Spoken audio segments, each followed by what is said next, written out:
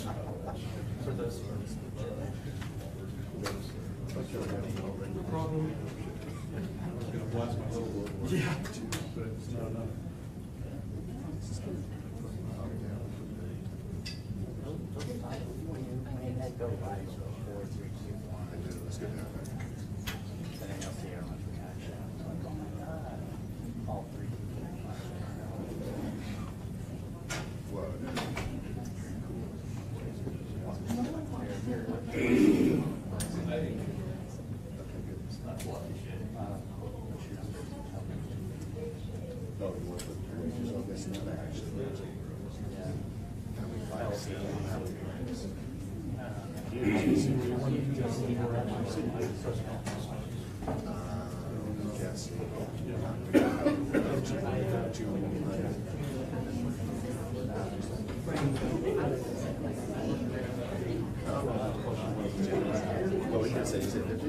It looks like you probably like we're doing prices right.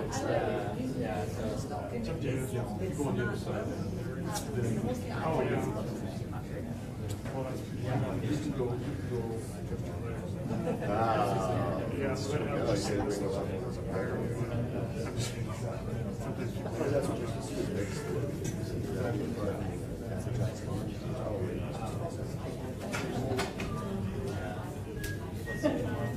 maybe after you.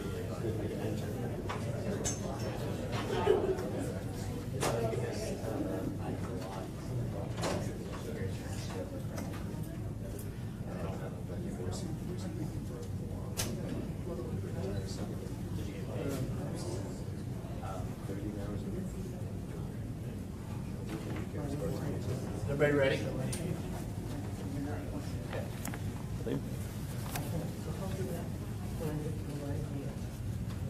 So if everybody's ready, we'll go ahead and get this started. I'm Marv DeShiel, I'm Chief Deputy of the Cannon County Sheriff's Office.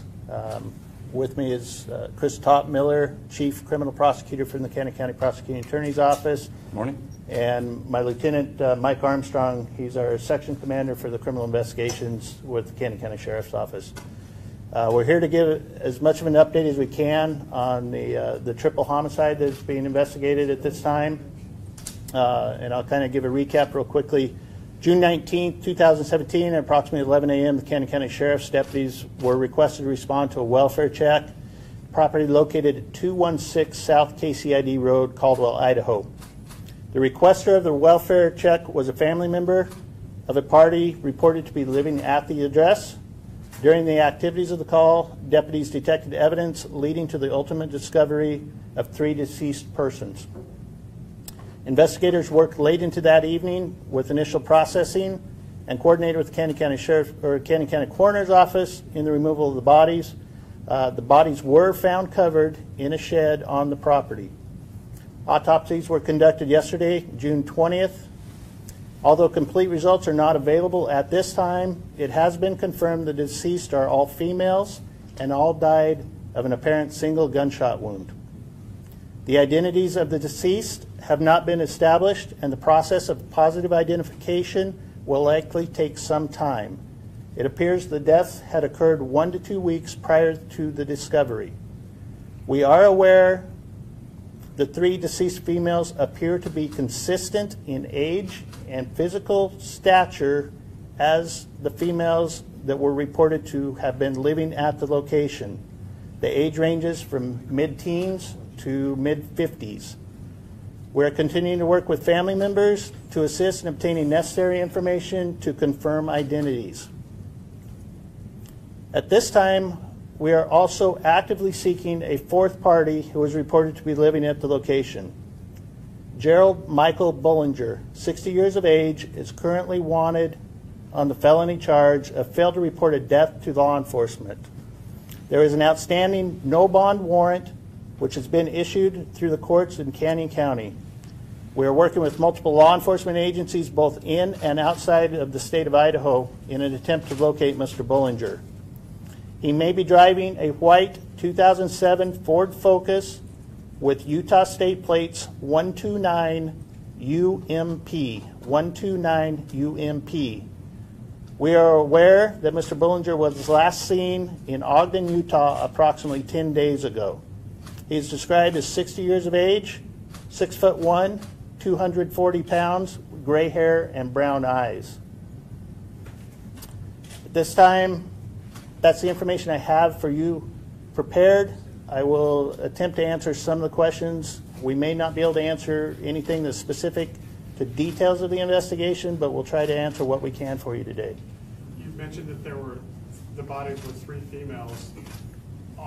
There were reports of all 3 females possibly living at the home? Yes, that is correct. Did they all appear to die at the same time? Within the 1 to 2 week period. Okay.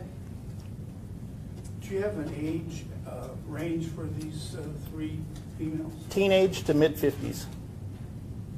Is there any type of motive at this time that you're aware of? That's something that we're continuing to work on. I'm not going to comment specifically on anything like that on the investigation. Do you have information that the person of interest was also living at this residence on KCID Road with these 3 women? Do you know? Yeah, Mr. Bullinger is the property owner on a recent property transfer. So he does have a connection to that property. We've heard reports that neighbors might have heard possibly a scream or even possibly a gunshot at some point a week and a half ago or so. Do you have any information you can tell us? I'm not going to discuss any interviews that may have taken place with any witnesses. Sir, with this person of interest at large, what is the extent of the risk to the public? We would consider him armed and dangerous at this time. If somebody does come in contact with him or observe him, we request them contact local law enforcement immediately and allow law enforcement to work in the apprehension. As I said, we do have an outstanding felony warrant, extraditable nationwide with a no bail. Could you go over what you were saying earlier about the 3, I believe it was the description of there's 2 things I'm curious about. If you could go over the description of the, you say the 3 females that were consistent with those living at the area? Yeah, the description given to us by family members of the people that we were trying to contact is consistent with the deceased bodies that we have. You also said that during this phone call from a family member to the authorities that set the welfare check into motion, that during this phone call, officers detected evidence of something? Not during the phone call. Okay. Once they arrived on scene, they detected evidence leading to the ultimate discovery of the bodies. Thank you. Are the people that were reported missing all related? No. Who is this guy to them? What is their relationship? I'm not going to discuss any of the relationships between any of the parties. On a slightly unrelated note, were there animals that were taken off the property? There were some pets that were removed. I believe there was a snake, a rat, some rabbits. There were some dead birds that were located. There were also some dead dogs that were found on the property. This is information that we didn't have initially the first day, but yes, ultimately we have removed some animals from the property that appear to be family pets. Were the dogs killed or did you know? They were in a decomp state as well, so we don't have any idea how they died. You said the man, he was last seen 10 days ago in Utah. Do you have an idea at this time, would he be in Idaho or Utah, or is that? We have no idea where he would be at this time. That's why we're putting this information out and hoping that somebody may know where he is. We are working, as I said, with agencies inside the state of Idaho and agencies in surrounding states to try to locate Mr. Bullinger. And you're not commenting on Mr. Bullinger's relationship with the deceased? Not at this time. Is there anything you can say about the weapons that were used or the weapons he might have in his possession? I don't have any specifics on weapon type that was used or weapons that may be in possession. However, we do know that gunshot was involved in the deaths, and so a firearm is likely involved. Can you talk about the gunshot wounds themselves with the head wound? Can you discuss that any further? We're not going to go into specifics on that.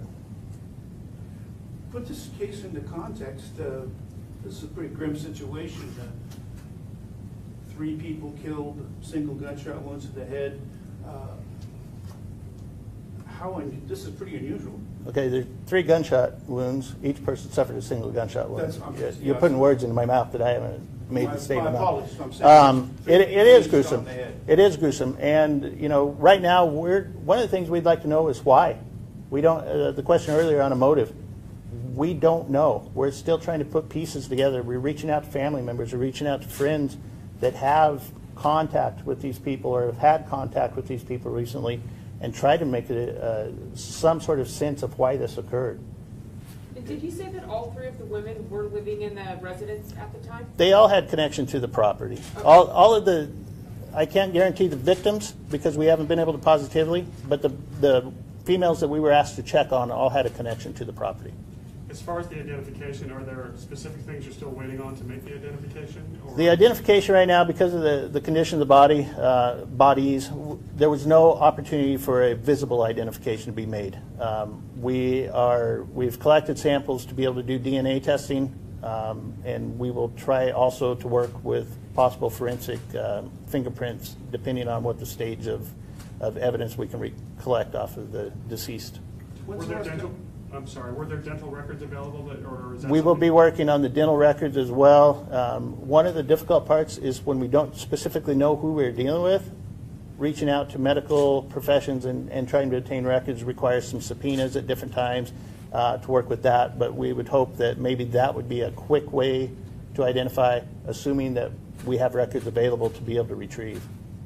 Do you have specific IDs for the 3 people who were connected to the property? Yes, we do, and that's not going to be released. Is one of them in the 50s and the other 2 younger? I'm not going to talk specifically on who falls into which age range. I'm wondering how the prosecutor's office is involved in the case at this point. Well, right now we thanks for asking. We handled the initial charging of the failing to report a death and involved in getting subpoenas and search warrants. So we work with the sheriff a lot on getting search warrants for them. We facilitate that process with the judges. That's been our involvement to this point. I have added a couple of prosecutors to the case, although who knows what that'll end up looking like. So we are working with the sheriff's office closely on it. And I'm wondering, when is the last time the sheriff's office has handled a case of this magnitude? I don't recall, and in talking with the coroner the other day, neither of us recall a triple homicide. We've worked large cases. We've worked in the county gang-involved cases. We've worked domestic homicides. We've worked random homicides. But something with 3 victims, all at the same location, all at the same time, is something that none of us recall in our recent time. I've been with the office 27 years, so. Can you tell us what evidence was found by the deputies that made them want to go from the simple welfare check to a... No, we're not going to discuss any details on that. Did any family members that you interviewed or neighbors indicate that maybe something was